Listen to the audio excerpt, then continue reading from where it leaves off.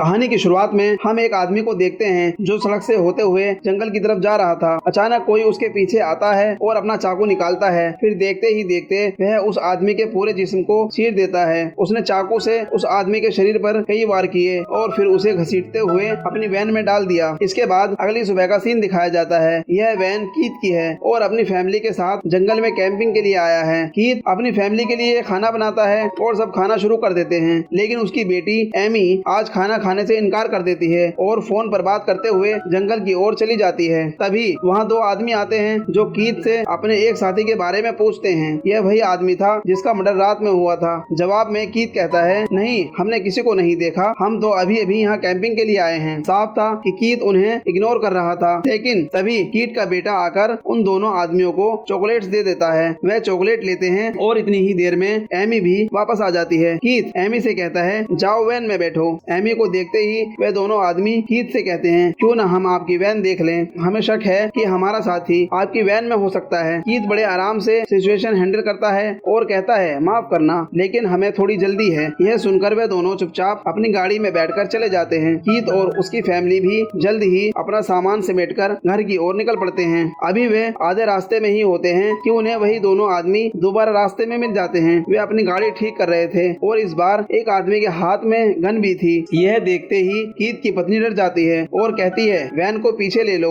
लेकिन Keith van को पीछे ले जाने की बजाय आगे बढ़ जाता है। अब दोनों आदमी कीथ के पास आते हैं और कहते हैं, हमारी वैन खराब हो गई है, हो सके तो हमें लिफ्ट दे दो, वैसे भी आप हमारे टाउन से गुजरेंगे। कीथ का डरा हुआ चेहरा देखकर एक आदमी कहता है, हम दोनों को नहीं, सिर्फ मेरे दोस्त बिली को लिफ्ट दे दो, इसका घर टाउन से पहले ही आ जाएगा। कीथ की पत्नी चाहती थी कि कोई अजनबी उनकी वैन में ना बैठे, लेकिन सोच विचार के बाद कीथ बिली को लिफ्ट देने के लिए मान जाता है। बिली वैन में आता है और कीथ के बेटे से बातें करने लगता है। वह बताता है कि उसके घर पर उसके अंकल और उनकी दो बेटियां रहती हैं जो मेहमानों का स्वागत करेंगी, क्योंकि उन्हें मेहमानों का आना पसंद है। इस दौरान कीथ का बेटा एक नोटपैड पकड़े हुए था जिसे बिली छीन लेता है। यह देखकर वह हैरान हो जाता है, क्योंकि यह वही नोटपैड था जो उनके उस साथी का था जो रात से गायब था और जिसे मारा जा चुका था। इससे पहले कि बिली इस हकीकत को समझ पाता, कीथ का बेटा बिना वक्त गवाए चाकू से उसके कंधे में वार करता है और उसे मार देता है। अब कहानी में एक बड़ा ट्विस्ट सामने आता है। वह फैमिली जो हमें मासूम लग रही थी, असल में एक खतरनाक सीरियल किलर फैमिली थी। सभी फैमिली मेंबर सीरियल किलर थे। रात में जिसे मारा गया था उसे कीथ के बेटे ने मारा था। जो मीट वे खा रहे थे वह भी इसी इंसान का था। आम लफ्जों में ये लोग सीरियल किलर ही नहीं बल्कि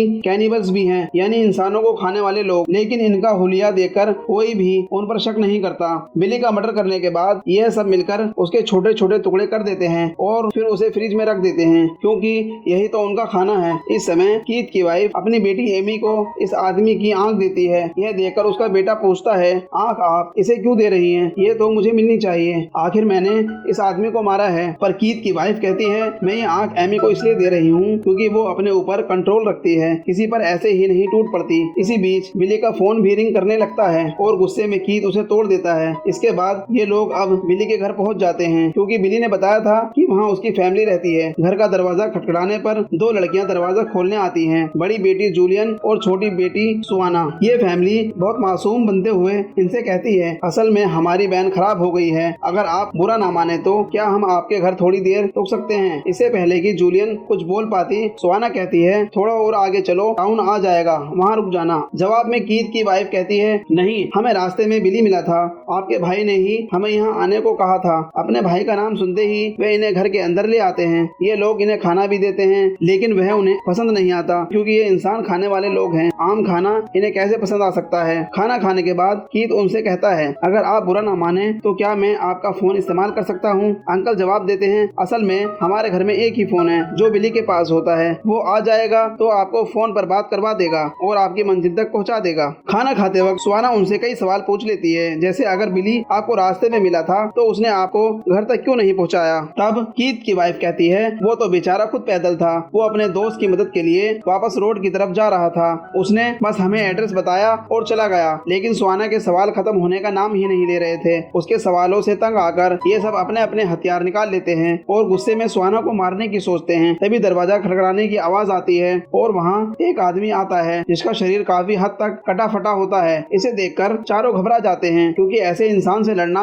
और उसे मारना इनके लिए हमेशा मुश्किल रहा है। यह आदमी जूलियन का फियांसो था। इसे देखते ही चारों अपने हथियार छुपा लेते हैं। अगले ही पल हम बिली के दोस्त को देखते हैं जिसे ये लोग वहीं सड़क पर छोड़ आए थे। वो बार बार बिली को फोन कर रहा था लेकिन उसका फोन ऑफ जा रहा था। अब तो उसे चिंता होने लगी थी। तभी उसके सामने एक पुलिस वाला आ जाता है जो उसे लिफ्ट देने की ऑफर करता है, लेकिन वह मना कर देता है क्योंकि उसे वह पुलिस वाला पसंद नहीं था। पुलिस वाले के जाते ही उस आदमी को उल्टियां आने लगती हैं और इसकी वजह वही चॉकलेट थी जो कीथ की बेटी ने उसे दी थी। अगले ही पल हमें बिली का घर का सीन दिखाया जाता है। उसी घर में एमी जब वॉशरूम में जाती है तो गलती से बिली की आंख, जिसे उसकी माँ ने उसे गिफ्ट की थी, बाथरूम में गिर जाती है। उसे नोटिस किए बिना ही एमी बाथरूम से बाहर आ जाती है। बाहर उसे सुहाना दिखती है और एमी उसकी तरफ एक कपल की तरह आकर्षित होने लगती है। इतने में जूलियन आ जाती है और उन दोनों को बताती है कि सोने का इंतजाम हो गया है। सोने से पहले सुहाना सबको पियानो प्ले करके दिखाती है, जिसे देखकर एमी भी काफी प्रभावित हो जाती है। इस सब के बाद सभी लोग अपने अपने रूम्स में सोने चले जाते हैं। कीथ की वाइफ परेशान थी क्योंकि वह किसी फैमिली को मारना नहीं चाहती थी। उन्होंने भी अपने रूल्स बनाए हुए थे। वह सिर्फ उन्हीं लोगों को मारते थे जो इस दुनिया पर बोझ होते,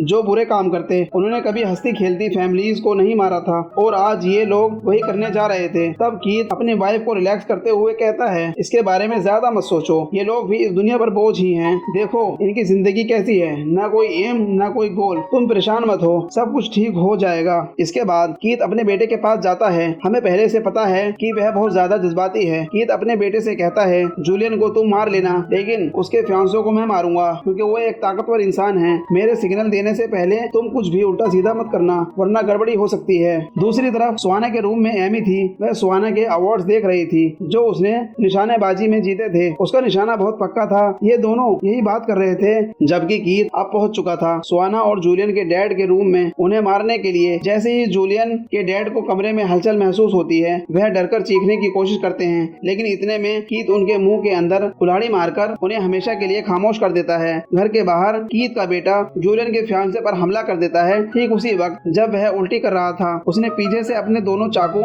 उसके कंधे में घोंप दिए। जैसे ही वह लड़का अपने डिफेंस में पीछे मुड़ा, कीथ के बेटे ने उसके सीने में चाकू मारकर उसे चीर फाड़ दिया। फिर उसके गले पर चाकू मारकर उसे भी मार डाला। हालांकि कीथ ने उसे यह सब करने से मना किया था, लेकिन फिर भी उसने इतने ताकतवर इंसान को इतनी आसानी से मार दिया। इसका इतना इनाम तो बनता ही था। कीथ उसी आदमी की जुबान काटकर अपने बेटे को इनाम के तौर पर दे देता है। इस बीच एमी जब सुहाना के साथ सोने जा रही थी, तभी उसने अपना चाकू निकालकर सुहाना, जो एमी के इरादों से बेखबर थी, जैसे ही एमी को अपने से दूर धक्का देती है, चाकू उसी को लग जाता है। चोट देखकर सुहाना घबरा जाती है। वह जल्दी जल्दी पट्टी बांधकर फर्स्ट एड लेने के लिए घर के बाहर जाती है। सुहाना का अपनी इतनी केयर करना देखकर एमी को दिल ही दिल में बुरा लगता है कि क्या वह इस लड़की को मार देगी। सुहाना जब फर्स्ट एड लेने जाती है, उसे कीथ की वैन दिख जाती है। वह वैन के अंदर चली जाती है और वहाँ जूलियन के फियांसे की लाश पाती है। इसे देखते ही उसे सारी बातें समझ आ जाती हैं कि ये पूरी फैमिली सीरियल किलर है और उन्हें मारने आई है। अगले ही पल हम जूलियन को देखते हैं। जब वह उल्टी करने वॉशरूम जाती है, उसे वहाँ बिली की वही आंख मिलती है जो एमी ने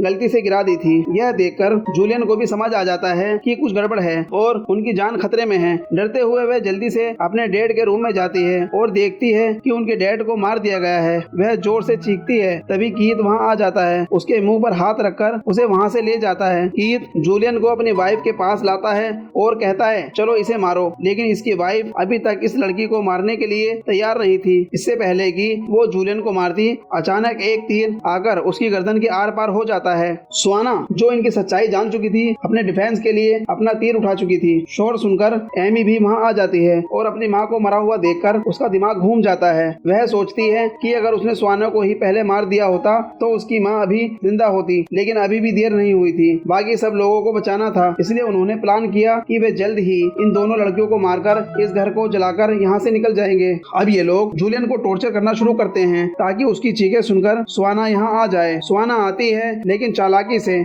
यहाँ एक ट्विस्ट रिलीव होता है कि सुहाना ने एमी के फोन से पुलिस को कॉल भी कर दी थी। जब सुहाना ने कीथ के बेटे की गर्दन पर चाकू रखा था, उसी समय कीथ ने उसकी बहन की गर्दन पर चाकू रख दिया। सुहाना जानती थी कि वह किसी इंसान को नहीं मार सकती, लेकिन इन लोगों के जुल्म के डर से वह अपनी बहन को बचाने के लिए कीथ के बेटे को छोड़ देती है। इसके बाद इन दोनों को उन्होंने बांध दिया। शायद ये लोग साइकोपैथ भी थे। अब इन्हें लड़कियों को टॉर्चर करना था, इसलिए कीथ जूलियस के फियांसे की जुबान फ्राई करके लाया और इन दोनों को खाने को कहा। जब जूलियन ने खाने से मना किया तो कीथ उसका अंगूठा काटकर चूसने लगा। फिर वह सुहाना के पास आया और उसे भी खाने को कहा। सुहाना उसे डिस्टर्ब करने के लिए बताती है कि उसकी बेटी को लड़कियों में इंटरेस्ट है और शायद ये बात कीथ को नहीं पता। यह सुनकर कीथ पगला हो जाता है और अपनी बेटी से ही लड़ने लगता है। इसी बीच सुहाना को खुद को बचाने का समय मिल जाता है। वह मौका पाते ही फोर्क उठाकर कीथ की आंख में घुसेड़ देती है। कीथ एक साइकोपैथ था। आंख में फोर्क लगने से उसे बहुत दर्द हुआ, लेकिन वे बेरहमी से उसी फोर्क से अपनी आंख निकालकर उसे खा जाता है। उनकी लड़ाई के दौरान बिली का दोस्त, जिसे ये लोग सुबह रोड पर छोड़ आए थे, वह पहुंच जाता है। उसे शक हो जाता है कि कुछ तो गड़बड़ है, इसलिए वह बिली के घर आता है। वह कीथ से लड़ने लगता है। दूसरी तरफ कीथ का बेटा, जो पूरे घर में मिट्टी का तेल छिड़क रहा था, वह भी उसे देखते ही घर के अंदर आ जाता है। सुहाना उसे काबू कर लेती है। पहले उसकी गर्दन पर चाकू रखकर उसे किचन में ले जाती है, फिर उसका हाथ जलाती है और उसके चेहरे पर गर्म पानी फेंक देती है, जिससे वह लड़का कमजोर हो जाता है और सुहाना उसके गले पर दबाव डालकर उसे मार डालती है। सुहाना ने अपने दुश्मन को मार दिया था, लेकिन दूसरी तरफ बिली का दोस्त कीथ से हार जाता है। वह जख्मी होते हुए भी अपना अच्छा डिफेंस करता है और कीथ के दोस्त के सिर में चाकू घोंपकर उसे मार देता है। जैसे ही वह यह करके फ्री होता है, अचानक पीछे से जूलियन की बहन सुहाना एक जोरदार हथौड़ा उसके सिर पर मारती है, जिससे उसकी मौत हो जाती है। दोनों बहनों ने एक दूसरे को देखकर राहत की सांस ली, लेकिन काम अभी खत्म नहीं हुआ था। उन्हें पता था कि अभी एमी जिंदा है और उन्हें उसे भी मारना है। अचानक हम देखते हैं कि एमी जूलियन के पीछे आकर उसे चाकू मार देती है और उसे खत्म कर देती है। फिर वह सुहाना के पीछे पड़ जाती है। अपनी जान बचाने के लिए सुहाना तीर कमान उठाकर उस पर हमला करने ही वाली थी, जिससे बचने के लिए एमी घर से बाहर भागती है। हम देखते हैं कि बाहर पुलिस भी आ चुकी थी। असल में पुलिस को सुहाना ने ही बुलाया था, लेकिन एमी के नंबर से यहाँ आकर पुलिस सारा माहौल देखकर धोखा खा जाती है। उन्होंने एमी की ही फैमिली को मासूम समझ लिया, जबकि असल में ये लोग सीरियल किलर थे। पुलिस को यहाँ एमी की जान बचाना सही लगता है और इसी के चलते वे सुहाना को गोली मारकर खत्म कर देते हैं। पुलिस अपने हेडक्वार्टर में यही सूचना देती है कि फैमिली मारी जा चुकी है। अभी वे रिपोर्ट दे ही रहे थे कि एमी पीछे से आकर पुलिसकर्मी को भी मार डालती है। अब एमी पूरी तरह फ्री थी। बेशक उसकी फैमिली मर चुकी थी, लेकिन वह जिंदा थी। क्या वह अपने खिलाफ सारे सबूत मिटाने के लिए इस पूरे घर को आग लगाकर अपनी फैमिली की यादों के साथ यहाँ से निकल जाती? यही दिखाते हुए यह कहानी खत्म हो जाती है।